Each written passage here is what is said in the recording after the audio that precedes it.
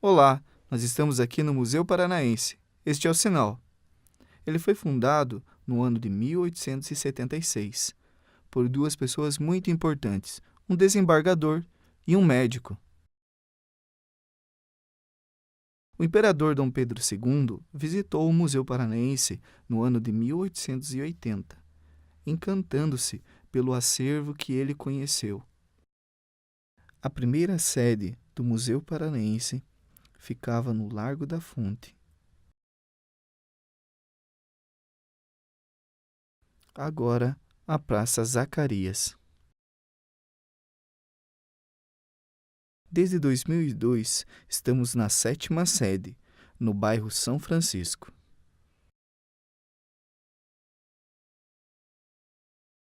No Palácio São Francisco, construído entre os anos de 1928 a 1929.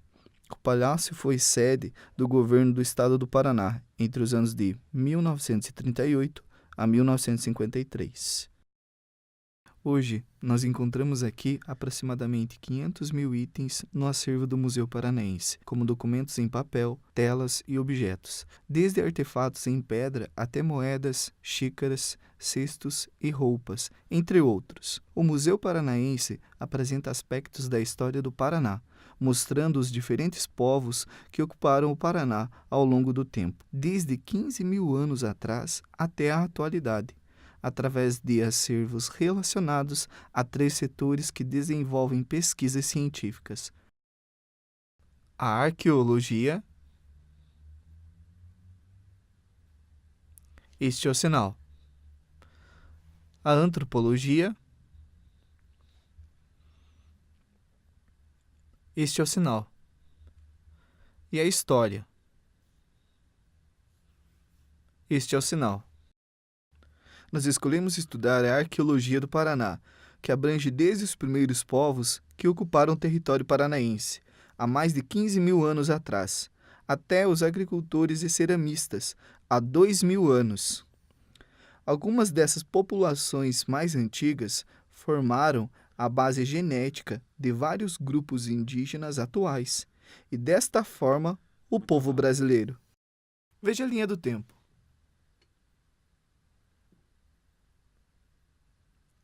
Os paleoíndios, os caçadores e coletores, os sambaquis e a arte rupestre. Vocês querem conhecer? Vamos então! Olá! Vamos agora à linha do tempo. Nós vamos estudar os paleoíndios. Este é o sinal. Esses povos indígenas viveram aqui entre 13 mil anos a 7 mil anos antes de Cristo. Foram os primeiros povos que chegaram aqui no Paraná, vindo da região da América do Norte, passando pela costa do Pacífico e pelo centro-oeste da América do Sul.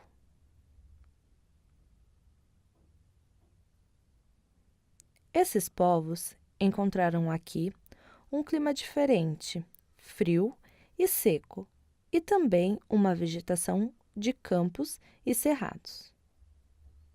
Esses povos encontraram animais da megafauna, como o bicho-preguiça,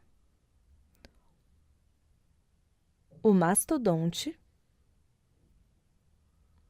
e o tigre-dente de sabre.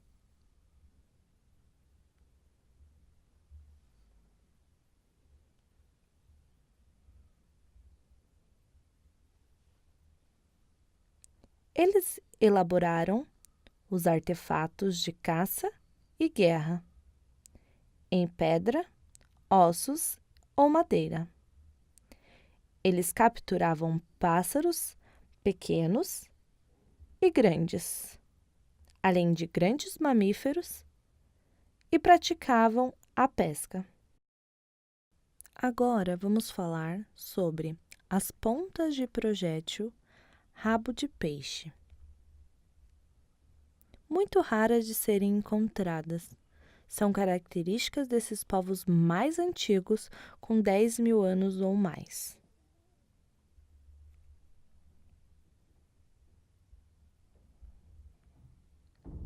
Então, vamos agora à linha do tempo.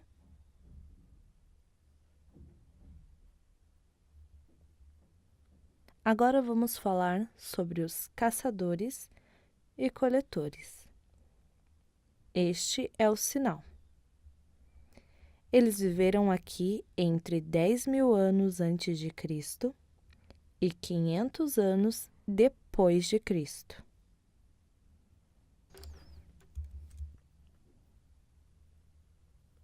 Quando esses povos indígenas chegaram aqui no Paraná, encontraram um clima mais quente e úmido. Eles ocuparam os vales perto dos grandes rios, como o rio Iguaçu,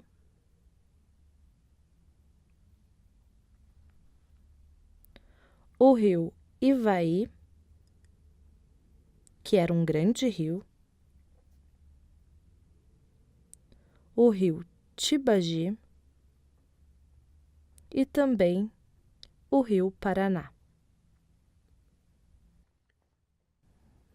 Esses povos concentravam-se nos topos dos morros e nas montanhas, inclusive em abrigos rochosos e no litoral. São povos denominados Umbu. Humaitá e sambaqueiros, que viveram no sul do Brasil no período arcaico.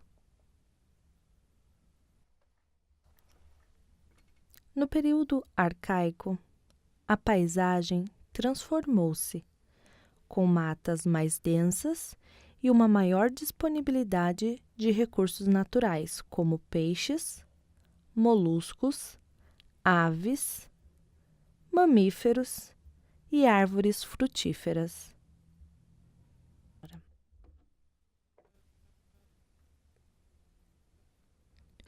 Os caçadores e coletores eram nômades, permanecendo tempos curtos em cada acampamento, caçando, coletando frutos e raízes, e muitas vezes deixando representações simbólicas de seus mitos, histórias, através de gravuras, pinturas e escultura nas rochas.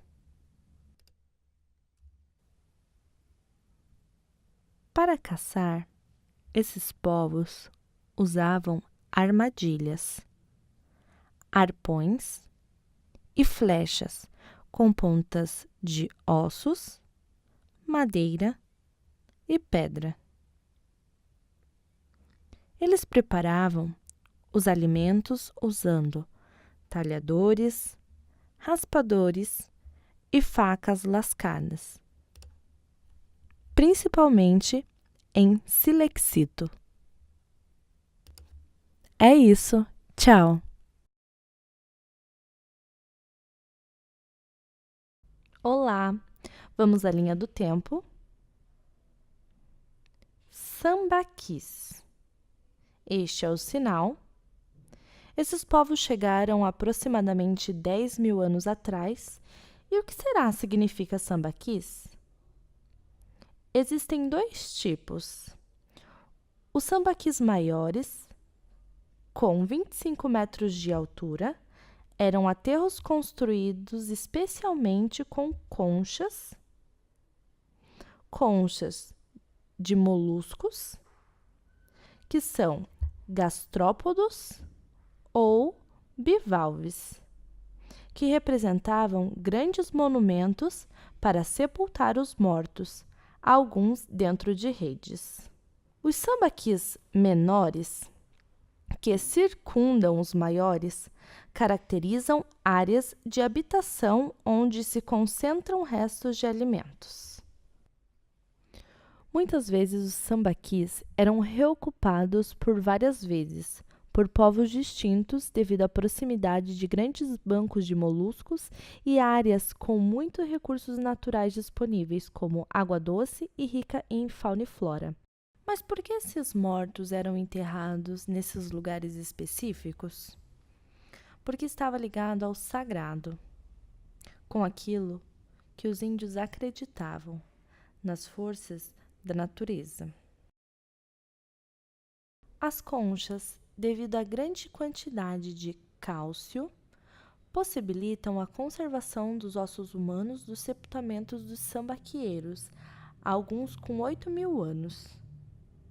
Onde encontramos os sambaquis? Em locais onde existiam grandes bancos de moluscos, geralmente próximo da costa litorânea. Tchau! Olá! Vamos agora à linha do tempo.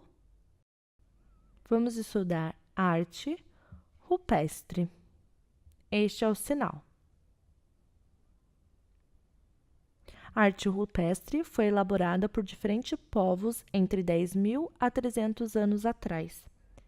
Desde caçadores-coletores, com pinturas de animais, especialmente em vermelho. Os agricultores e ceramistas proto-G, com representações de plantas, como milho, e figuras humanas associadas a sinais geométricos. Alguns locais com pinturas e gravuras rupestres eram áreas sagradas onde aconteciam rituais funerários. Atualmente, no Paraná, são conhecidos cerca de 150 abrigos ou cavernas com pinturas rupestres e 20 com gravuras, sendo que alguns possuem as duas manifestações estéticas. A maioria dos abrigos com arte rupestre fica localizada nos Campos Gerais, em áreas areníticas no centro-leste do Paraná. Existiam diferentes povos que faziam pinturas e gravuras em abrigos rochosos no Paraná. O mais antigo, os caçadores-coletores, pintavam animais como veados, pássaros e cenas representando elementos míticos da história desses povos, como Sol e Lua.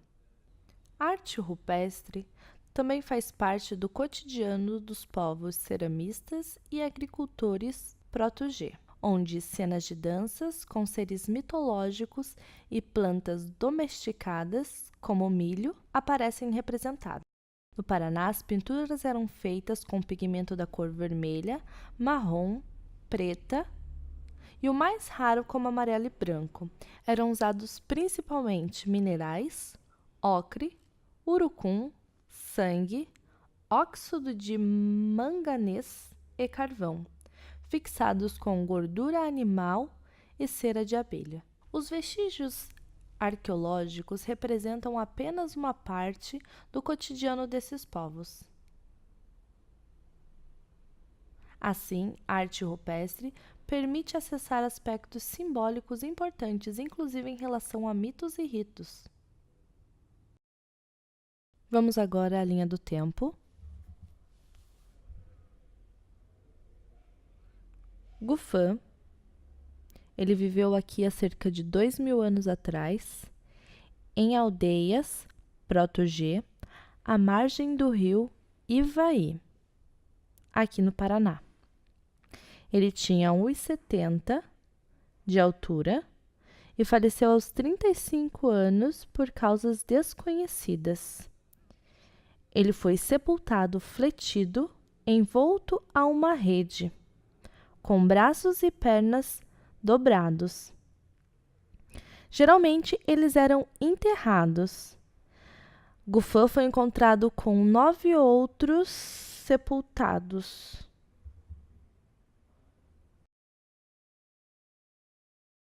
Os ceramistas faziam arte rupestre e possuíam refinada engenharia com estruturas subterrâneas, inclusive para habitação e armazenagem de alimentos, bem como o sistema de observação astronômica.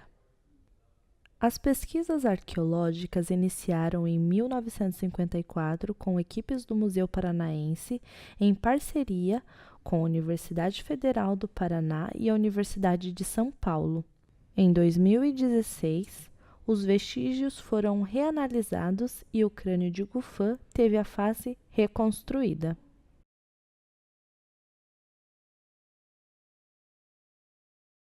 Tchau!